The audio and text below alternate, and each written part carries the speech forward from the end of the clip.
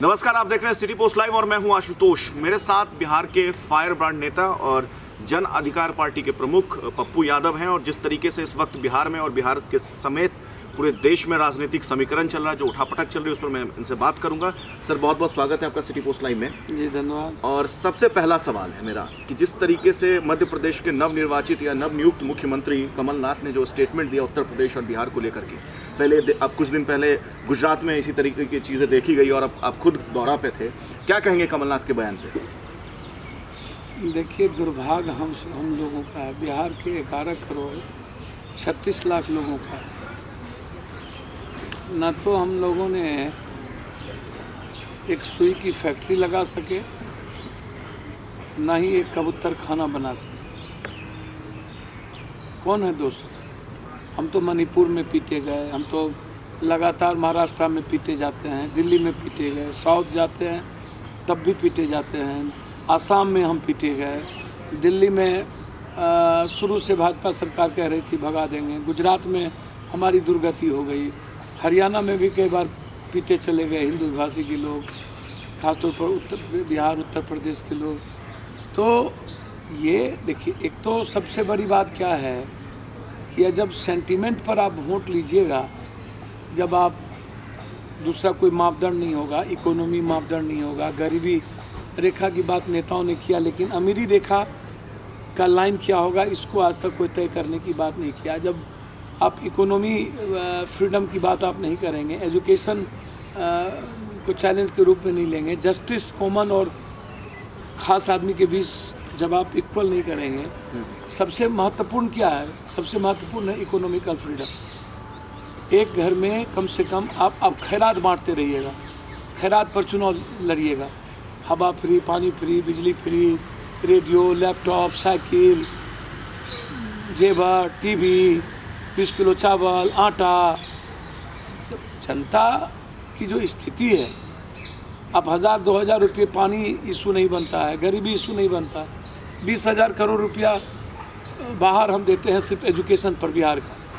ये 20,000 करोड़ रुपया बिहार में रहता, बिहार में खर्च होता। बिहार का पैसा, एक तो मेरा पैसा बाहर और वो पैसा का अन्य स्टेटों में फ़ायदा। हम यदि बिहार में हमारा एजुकेशन ग्रोथ रहता तो हमारे घर का पैसा हमारे में रहता, हमारा स्टेट ग्रोथ करता, और फिर हम अपने स्टेट में रह करके रेस्पेक्ट पाते, बाहर में गाली नहीं सुनते। ये परिस्थिति कोई नई नहीं है, जो आता है वही आंख दिखाता है। इसके पीछे समझने की ज़रूरत है। सिर्फ हम हो कर लें, राजनीति कर लें, कभी बीजेपी वाला अपना दिल ठंडा कर ले, कभी कांग्रेस कर ले, कभी कोई कर ले, गरियाता तो सब है, मारा तो सब है। शिवसेना बीजेपी का जितना बड़ा गठबंधन है और जितना लात, जितना गाली शिव सैनिकों ने दिया बिहारियों को मारा है, उतना तो हिंदुस्तान में कोई मारा नहीं, जितना गुजरात में, अन्य जगहों पर। जब ज्ञान ही लोकतंत्र का नहीं हो, संघीय व्यवस्था का नहीं हो, लोकतांत्रिक मुल्क का, देखिए कमलनाथ जी 70% नौकरी दें मध्य प्रदेश में, वो उनके गवर्नमेंट की पॉलिसी हो सकती है, मेरा उस पर कोई टिप्पणी नहीं। मैं स्वागत करूंगा ऐसे हर गवर्नमेंट का जो अपने स्टेट में अपने यूथ की बात करता है, लेकिन उन्हें किसी को गाली देने का अधिकार नहीं है, राइट नहीं है। या संविधान का जो प्लम्बर है हमारे कंट्री का, जो वे ऑफ हमारा, जो भारत का जो कंप्लीट रूप से एक जीने का, चलने का, निर्माण का जो वे है, आप उसको चैलेंज नहीं कर सकते। आप ये नहीं कह सकते हैं कि हम वहाँ नौकरी नहीं करें। आप तय कर लीजिए, वो अलग चीज़ है। लेकिन बिहार और यूपी के लोग ना आए, यदि ऐसा कोई भी बात बोलता है तो ये दुर्भाग्य है इस देश के संवैधानिक मर्यादाओं का, लोकतांत्रिक मूल्यों का, और ऊंचे नैतिकता के साथ, मूल्यों के साथ जो राजनीतिक सामाजिक आधार है वो नष्ट हो गया। और उनको ये समझ लेना चाहिए कि देश में सब लोग हैं, सब भाषा का रिस्पेक्ट, सबकी इज्जत, सब धर्म और मजहबों का इज्जत, हमें हमारी संस्कृति, हमारी भारतीय परंपरा, हमारी सामाजिक आधार, संवैधानिक आधार है हमारा। तो यदि कमलनाथ जी ने यह समझ लिया है कि उनको सिर्फ मध्य प्रदेश से ही देश की कुर्सी मिल जानी, बिहार और यूपी कहीं है ही नहीं, तो उनकी भूल है। बिहार और यूपी के बगैर देश की कुर्सी किसी का तय नहीं हो सकता, इसको स्वीकार कर लेना चाहिए। आप हमेशा जियो और सोशियो सेंटीमेंट पर आप अपने वोटर को खुश रखिएगा और संवैधानिक और लोकतांत्रिक मूल्य को आप कंप्लीट कोलैप्स कर दीजिएगा। ये तो भगवान जाने इस देश का क्या होगा। वैसे ही पहले ही इन पॉलिटिशियन ने जात, धर्म, मजहब, एनआरसी, लिंगायत, बोगलिंगायत, जिन्ना, जिग्निवेश, पट्टेदार, नीच, गाय, गंगा, गोरू, छिपकली, कब्रिस्तान, शमशान, ईद, बकरीद, दीपावली, जय Shri Ram, Parshuram, Bhim, Bhama, Padmaavat, Mughal, Faizabad, Karnabad, Ahmedabad, Tipu Sultan, Taj Mahal, DNA, backward forward, Hindu, मुसलमान, मंदिर, मस्जिद, संविधान, इन सारे सवालों को लेके पहले ही इंसानियत को खतरे में डाला हुआ है, पहले ही टुकड़े टुकड़े कर दिया गया, पहले ही हमारा जो जीने का आधार था उसको नष्ट कर दिया गया। जो बात लगातार ये पॉलिटिशियन कर रहे हैं, शहर का बदल दो, गाय को भगवान मानो, राजा का मतलब होता है अपने प्रजा का खुशी, अपने प्रजा को एक वे देना। राजा का मतलब होता है एक व्यस्त जीवन, एक व्यस्त समाज, फैमिली। ये जो राजा पैदा करते हैं ये देश के लोग, अब देख लो, माई को गाली दे दिया तो राहुल गांधी का गोत्र कौन है, बाबा ने तो कौन गोत्र है, फलना है तो क्या है। गुजरात में गए तो भला नीच कह दिया, वहाँ अगले बार नीतीश जी का डीएनए खराब हो गया, इस बार उपेंद्र कुशवाहा का डीएनए खराब हो गया। तो ये नेता अपनी ही बात क्यों करता है? क्योंकि पब्लिक को जान चुकी है, ये पब्लिक को कुछ नहीं चाहिए। इस देश की जो पब्लिक है ये सारे बुराइयों में और सारे भारत का जो आज ऐसी स्थिति है, जो आज हम गरीबी पर या अन्य चीज़ों पर बात नहीं करते, ये पब्लिक के कारण। पब्लिक कम दोषी नहीं है। पब्लिक कहाँ समझती है बिहार की? 17 साल लालू यादव और 15 साल नीतीश कुमार, और नारा वही डरावना नाम। क्यों भाई? अन कंट्री में 10 साल से ज़्यादा कोई संवैधानिक पदों पर नहीं रहेगा। जिला में डीएम नहीं रहेगा 3 साल, 3 साल तक सीए कोई पद पर नहीं रहता। तो ये नेता 10 साल, जो आदमी 10 साल काम नहीं कर सकता है वो 11वां साल काम क्या करेगा? जो 5 साल में काम नहीं कर सकता है 6ठे साल क्या करेगा? जब अन कंट्री में 10 साल से ज़्यादा राष्ट्रपति, प्राइम मिनिस्टर नहीं रह सकता है, यहाँ क्यों तय नहीं हो रहा? 25 साल, 30 साल, 40 साल, बाप, दादा, नाना, ये क्या है? हाँ? ये अंतिम मरने तक फिक्स कर लो। हमारी कंट्री की तो विचित्र स्थिति है ना जी। ये डरावना नाम बिहार का, वही रामविलास, वही शरद, वही लालू, वही नीतीश, वही सुशील, वही मांझी। ये लोग इतना बड़ा डर है ना, डरावना चेहरा है, खौफ है, खौफ। अब वही सवाल, इस सवाल से बाहर निकलते किसी को देखे हैं? बैकवर्ड फॉरवर्ड, हिंदू मुसलमान, मंदिर मस्जिद, आरक्षण, एसटी एससी, ओबीसी स्वर्ण, संविधान, इन 5-6 मुद्दों से कभी आप इन नेताओं को और पब्लिक को, इन दोनों को निकलते देखें? इन पब्लिक ये जो बूढ़े लोग हैं ना, इस देश का नासूर बना दिया। ये पब्लिक हमारे नेताओं को कुकर्म करने के लिए पब्लिक सिखाती है। Money will must, money will first, money will just. पैसा दो, वोट लो, 5 लाख 1000 करोड़ खर्चा करो, वोट दो। ये यूनिवर्सिटी का जो चुनाव होता है, इसमें यूथ लोग, लड़की, औरत, प्लेबॉय, पैसा, क्या कहते हैं, आइसक्रीम मांगा, बर्गर, पिज़्ज़ा हट, KFC, वाटर पार्क, डिस्को, इसके अलावा चुनाव है क्या? क्या करेंगे? चुनाव यूथ और छात्र, बिना पैसे और बिना कास्ट के चुनाव होता है। हमसे पूछिए ना, हम तबाह हो गए। एक छात्र और यूथ बिना पैसा लिए वोट देता है? एक पब्लिक वोट पैसा लिए बिना वोट देता है? पानी नहीं मिलेगा बेंगलोर में 3 साल के बाद, वो इशू ही नहीं था। इशू था लिंगायत बोगलिंगायत जिन्ना, और एक वोट दिया 10,000 का। अब फिर इशू हो गया DNA, हिंदू मुसलमान, कुंभ। तो ये ऐसे चलता है। तो ये दोषी अब खाली गरियाते रहिए अमुक आदमी। कमलनाथ जी को तय करना पड़ेगा कि मध्य प्रदेश से ही देश है कि देश बिहार और उत्तर प्रदेश से भी, और मूल्यों और नैतिकता से देश चलेगा कि सेंटीमेंट पर चलेगा। सिर्फ मध्य प्रदेश जो हमेशा गरियाते, लेकिन इसके लिए दोषी बिहार के ये डरावना नाम है। मजदूरी करने बाहर, IT का भी नहीं आ सकता बिहार में, लिख लो सादे कागज पे। ना इन्वायरमेंट है, ना कोई नहीं जाएगा।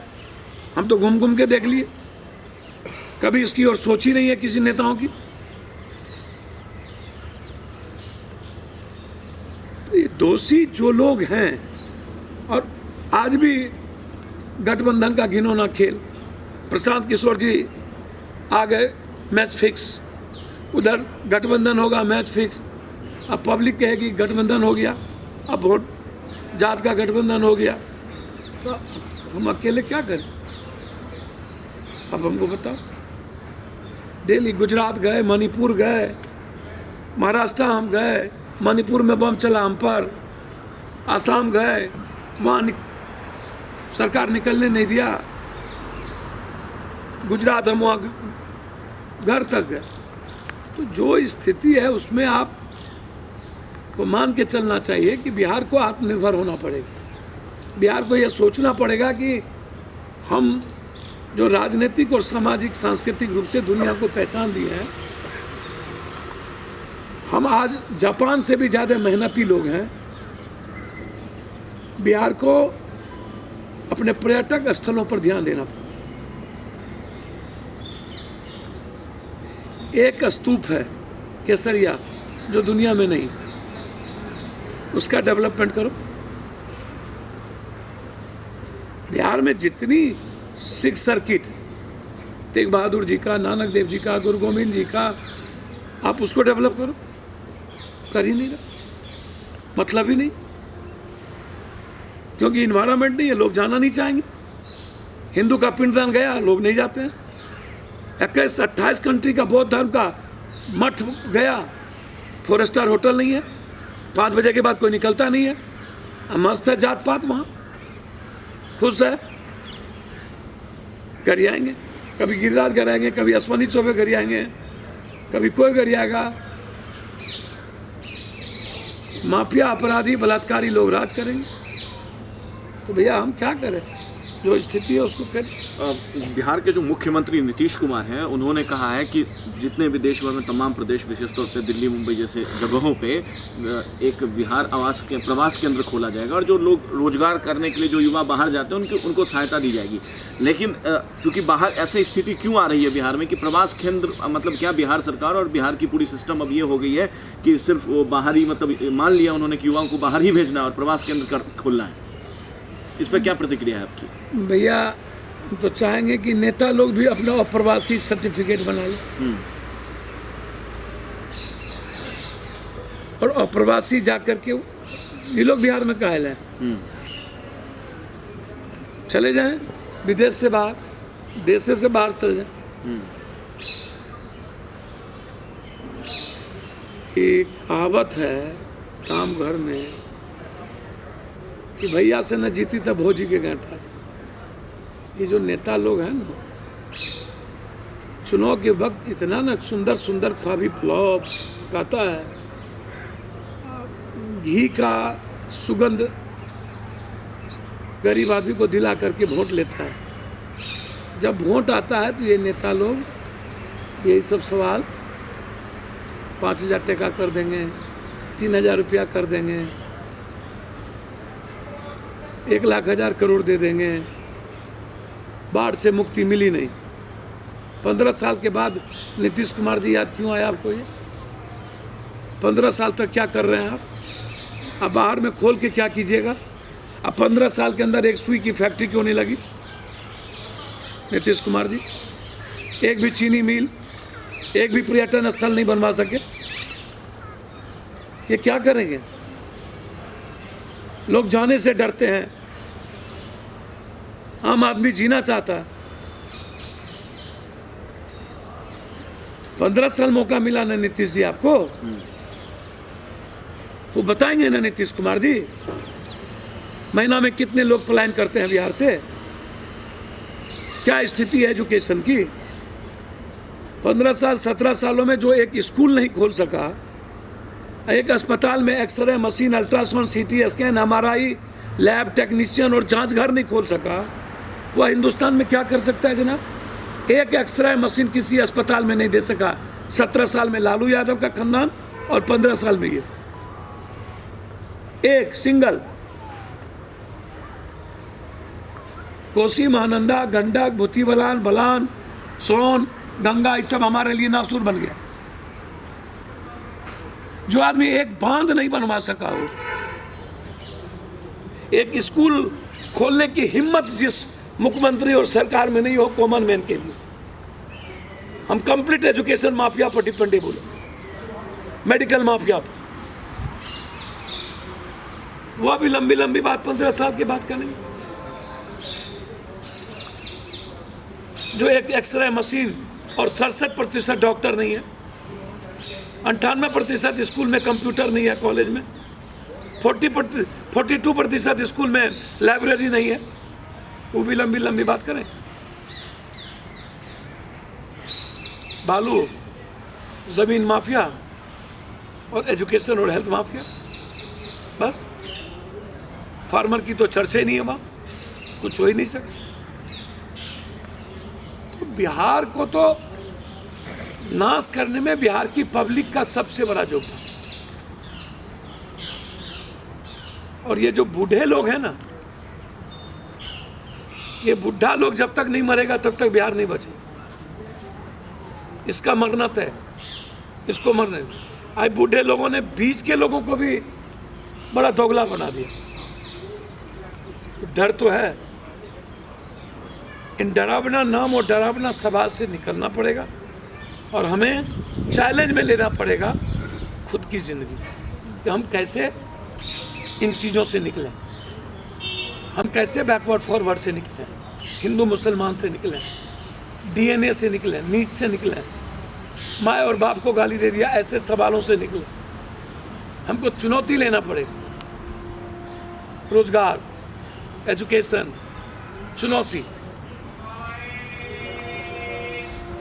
हमें निकलना हो, हमें इन्वायरमेंट देना पड़ेगा दुनिया को, आओ और जिंदगी जियो। यहाँ 24 घंटा बिजली फ्री करना पड़ेगा, आइए आप लीजिए। हम वहाँ तो है ना सुरक्षा, वहाँ तो बच्ची कोई सुरक्षित ही नहीं।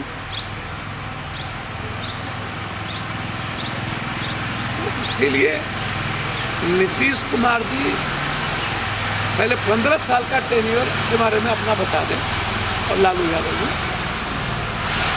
और 70 सालों में बिहार क्या खोया क्या पाया इसको देख लीजिए। 84,000 किलोमीटर NH बनता है महाराष्ट्र में, और मेरे यहाँ 11,000 NH भी नहीं बनता। जमीन अधिग्रहण नहीं होता, एक बांध नहीं बनता है।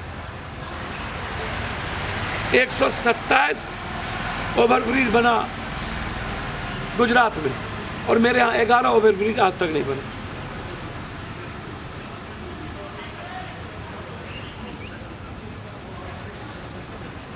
ये कितनी बड़ी बात है, ये दुनिया से पूछिए ना कि किसी भी जिले मुख्यालय में एक एक्सरे मशीन और दवाई, टेक्नीशियन और जांच घर, सदर अस्पताल में महिला डॉक्टर नहीं है, हड्डी डॉक्टर नहीं है। अब इससे बड़ा डर, इससे बड़ा सवाल क्या हो सकता है? एक भी सरकारी स्कूल में सरकारी मास्टर का बेटा नहीं पढ़ता है। अब इससे बड़ा बात क्या होगा? जिस स्कूल में मास्टर पढ़ाता है उसमें मास्टर का बच्चा भी नहीं पढ़ता है।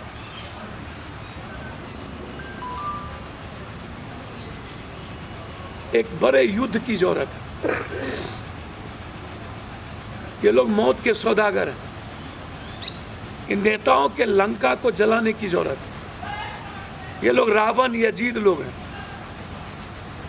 महाभारत से बड़े महाभारत की जरूरत है। आज हजारों अर्जुन को पैदा होना पड़ेगा। और इस नेताओं के नफरत की जो लंका है ना, मंदिर मस्जिद, बैकवर्ड फॉरवर्ड, आरक्षण, ST SC स्वर्ण, पद्मावत, जय श्री राम, ये धर्म संसद, इन बाबाओं को भी जलाना जरूरी है। इन बाबा सब ये देश का नासूर है। इस बाबा जहाँ पर धर्म संसद लगे वहीं पर अणुबम पटकिए। ये बाबा लोग जिंदा रहा तो इंसानियत नहीं बचेगा। और इन माफिया और अपराधियों का जगह जेल नहीं, शमशान कीजिए। तो ये थे मेरे साथ जन अधिकार पार्टी के मुखिया पप्पू यादव जी। अगले एपिसोड में फिर किसी नए दिग्गज के साथ मुलाकात होगी। तब तक के लिए कैमरा सहयोगी अजीत के साथ मुझे दीजिए इजाजत, और देश और दुनिया के खबरों के लिए देखते रहिए, पढ़ते रहिए सिटी पोस्ट लाइव।